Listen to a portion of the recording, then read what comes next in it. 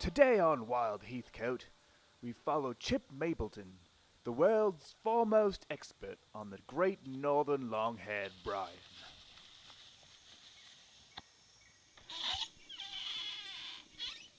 After a long hibernation, the great northern long-haired Brian begins by grooming himself. He must do this even before his long search for sustenance. It is with great care that he maintains his silky mane. Lucky for him, 2 swims equals 1 shower.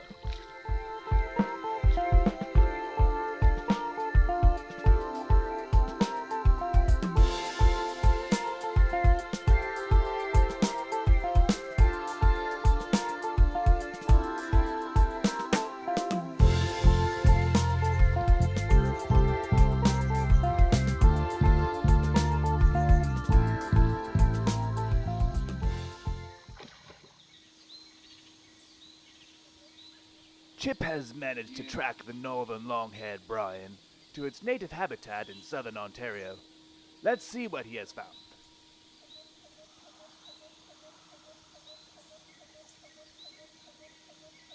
Well, we found ourselves the long-haired Brian. We don't want to be too loud. We don't want to disturb him in his natural habitat. Come on.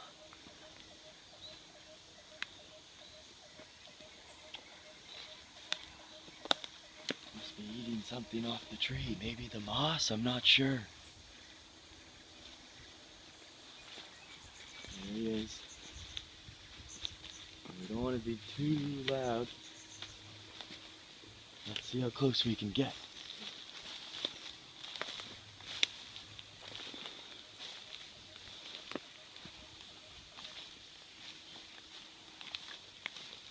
As you can see, he's a little timid, a little scared because he hasn't been exposed to humans as much. He's already trying to climb the tree a little more. See that dexterity in his fingers? That's good. Wow.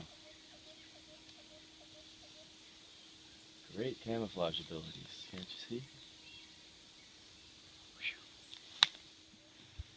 The long-haired Brian is known for making a wide variety of calls. All right. Let's see if we can get him to respond to any calls.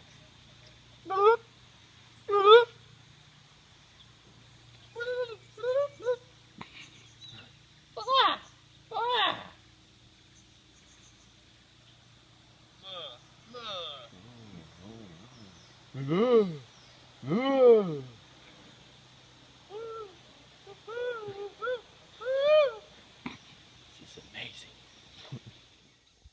The long-haired Brian must spend a great deal of time harvesting. If he does not store up enough food for the winter, he will be forced to expend valuable resources and perhaps even purchase food from the local grocery.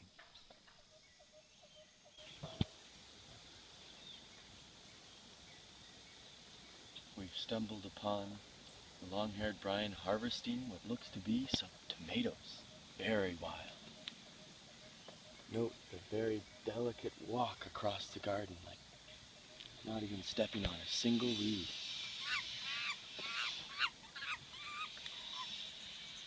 Fascinating.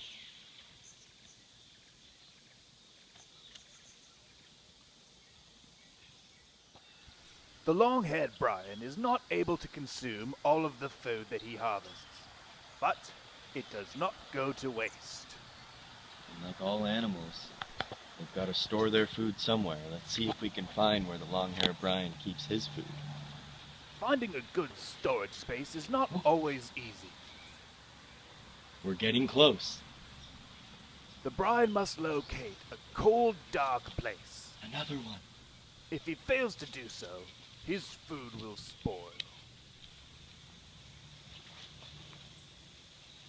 This has to be from him. There he is. Quickly, quickly. This Brian is very lucky. He has managed to secure a refrigerator. Very good place to store his food. That'll keep it nice and fresh for the winter.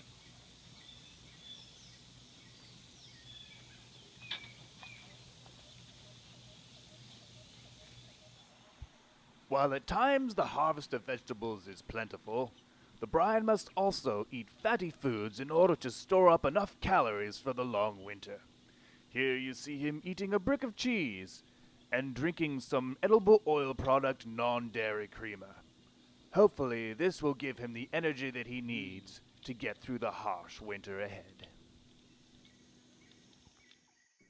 While his food is safe from spoiling, it is not always safe from predators.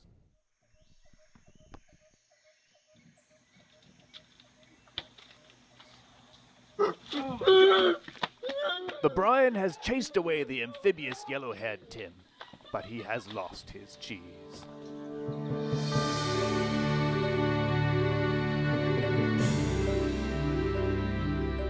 And now a word from our sponsor.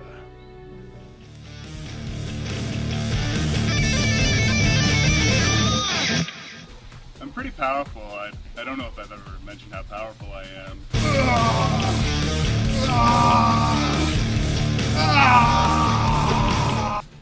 Sometimes my power just gets the best of me.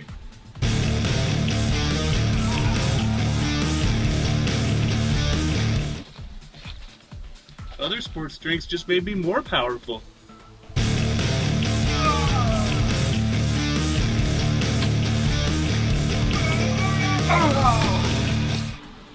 Times like this, there's only one solution. Power Quencher! Power Quencher!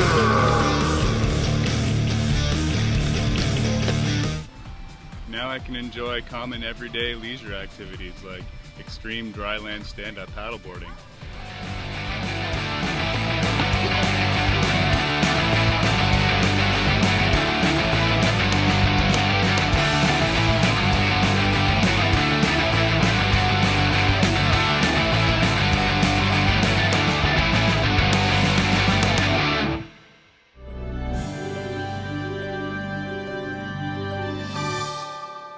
Let's return to Chip, who has made a fascinating discovery.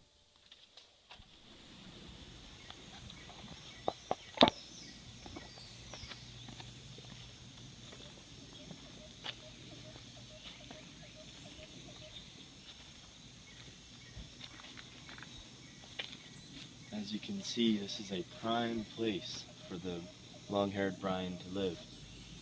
Clear evidence that this must be his den. We must be close.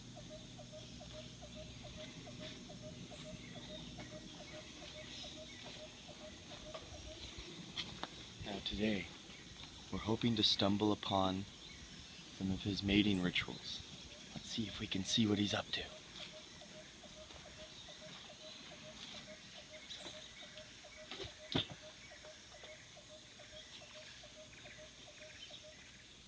This elaborate display is meant to show the resourcefulness of the great northern long-haired Brian, and thus attract a mate.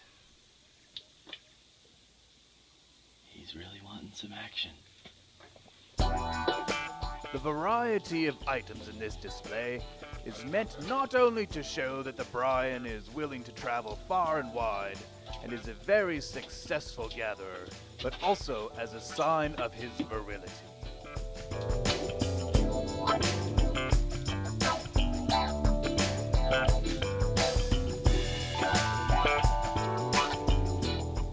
Unfortunately, this particular display has failed to attract a mate. But the Brian is persistent. He will not give up easily. As you can see, he's got all the essentials. The Kraken for the before, and the bananas for after.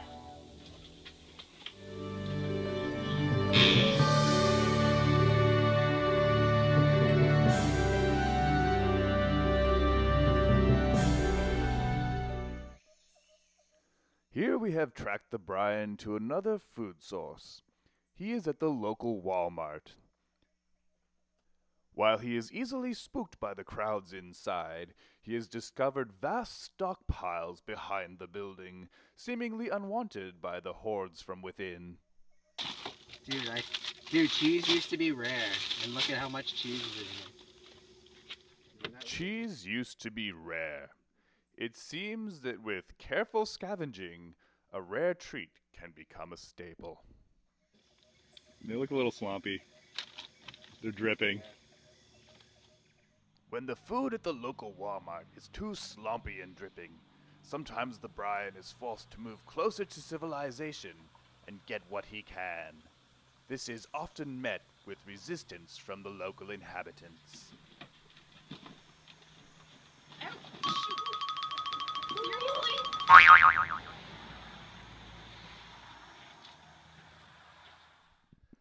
This concludes this week's episode of Wild Heathcote. Make sure to tune in next week when we focus on a small beaver-like creature known as the Mat. We will watch as he builds his lodge from materials discarded by other local residents.